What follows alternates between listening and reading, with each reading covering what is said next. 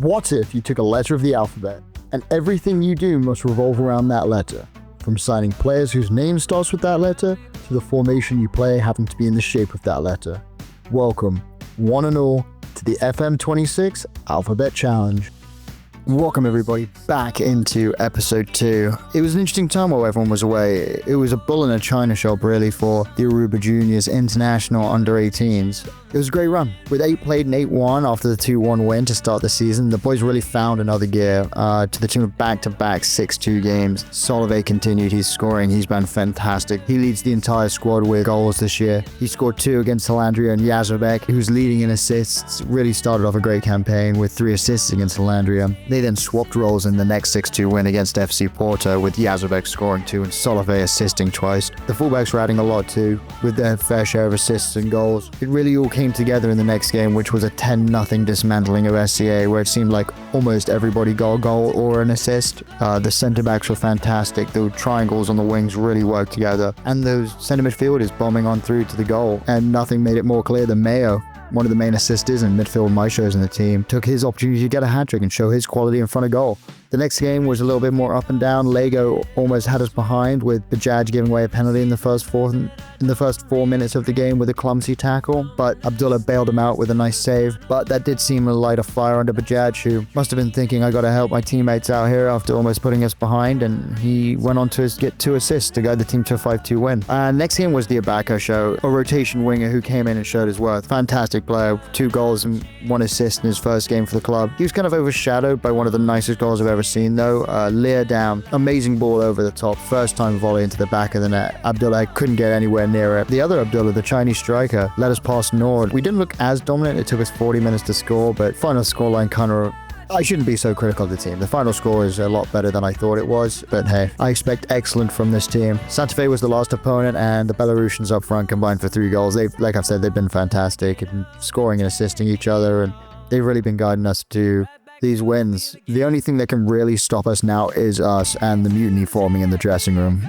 Now, Tanaka is still out with injury for a little bit here. We've got a good core, good rotation coming in. Adam Condron is the new right midfielder. Gratian Allen just wasn't playing that well for the first 2 games, so we brought in Condron in an 8.09 rating. He's just been phenomenal. Started 6 games, 1 off the bench with 4 goals and 6 assists. It's just spectacular. Just above an 8 rating, just behind Yasubek. 11 goal contributions in 8 games with an 8.24 rating. He's just phenomenal. He is the best player of the team with the worst rating, but I guess the wide midfield role is just kind of like a playmaker role, and they're kind of involved in everything. They really do run the team. Reserves, still a lot of people in reserves, and as you can see, the concerns and the unhappies are starting to build up here. We've already had some people complain. I've tried to give some of them game time. It's only 5 for right now, but that's the first team, and I'm sure if you look at the second team, there's a lot more. Luckily, no one's influential or highly influential or leaders, so it's not going to affect the whole group as far. And the only guy who's very unhappy is Oliver, and he's off to Samari in a couple months, so that's all right. The finances are also a little bit concerning. We're losing about 30,000 a month, or we've lost 30,000 for the last 2 months because of scouting. That's my fault. Sent my scouts on a 2-month holiday basically around the world to find the best kids that they can, bring them back to the island. But yeah, we're not bringing really that much money in, so it's going to be a little bit of a tough one to try and balance the books. Last month we made 4,000. This season we've made 13,000 so far over 4 months. It's going to take us a long time to pay off this bill that we've accumulated. I did try and do a coaching course, but they rejected me. I'm not surprised by that. Screw it.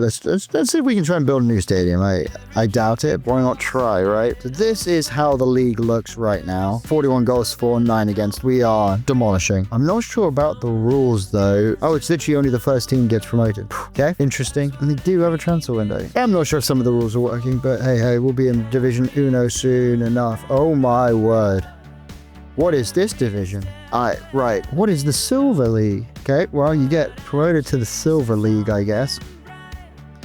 There's a relegation playoff. Well, I guess we'll find out next year, won't we? We have had some people called up to international games. Abdullah's making caps for the under-20 team in China. Oh, Padilla Adams. Yeah, Padilla Adams starts for the British Virgin Islands. But it's interesting. I mean, the squad is... I think the squad can get us through this league. I'm not sure if they can get us through the next league. I think we're going to do 8 more games, get us to around 16, 17 in this episode. And then we'll break that, and then we'll come back for another episode, which will be end of season roundup, look at the stats, go through the last 8 games, try and find out what's going on in this upper league. Let's get into the last 8 games and see what happens. Now, the next 8 games were not as smooth sailing as the last 8.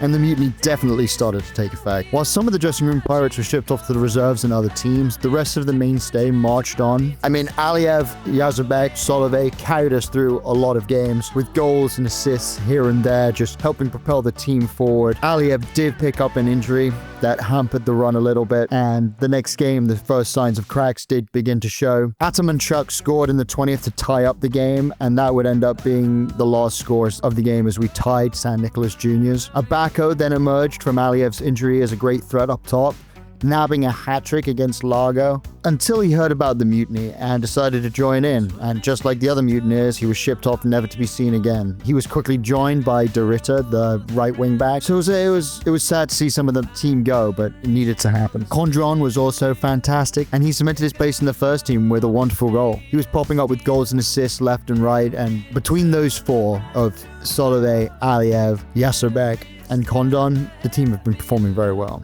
The fullbacks, CeeLo has been on the downswing, and we've been having to rotate the right wing back out just to keep everyone not so unhappy, and that just means we don't get to pay Capenda, and he's our best right back, so been taking a little bit of a hit there. Porto Caravel then held us to a 0-0 draw as the invincible streak continued, but confidence in the team definitely started to wane, but confidence in securing the one promotion place felt alright as Mayo and Yasserbek popped up in the last game. Yasserbek with a great ball in to Mayo, who headed it past the goalkeeper, and then Yasserbek with a great ball in again off a corner, and the ball was played around back to Yasserbek, who put a great ball across to Augustin Vieira, who was a new signing who replaced the injured Aliyev and Abako once he had gone. So we are 16 games in with 14 wins and 2 draws. Finances are alright, but unfortunately I do think we're going to have to go worldwide again and reset up the shortlists, as I don't think I did a great job the first time. I did not realize it was one promotion place too, so we still have to keep fighting and try and keep the happiness of the squad up, even though it's going to be tough because I promised all of them start player. And especially with the shortlist, they're replacing everyone left on the shortlist now are not great, or not great compared to what we have, and the people who are great don't want the amateur contracts. So it's going to be interesting. I mean, one promotion place, and then we get to the Division 2, and hopefully we can improve the squad over next summer, and hopefully we don't lose anyone too important, because again, we're going to, as soon as we start to lose a lot of people, that's when we're gonna have to open up the worldwide scouting again and just take the $30,000 hit and hope, or £30,000 hit, and hope that we can somehow make the money up over the next 2 years. I did confirm that the Caribbean CONCACAF is in the game, and so is another cup. I think that's going to be our aim, to win all 3. I think it's going to take a long time. It's going to take a long time. But hopefully we can do it. This is it for episode 2. I will see you at episode 3 for the last 8 games, season roundup, and that'll be it. Peace.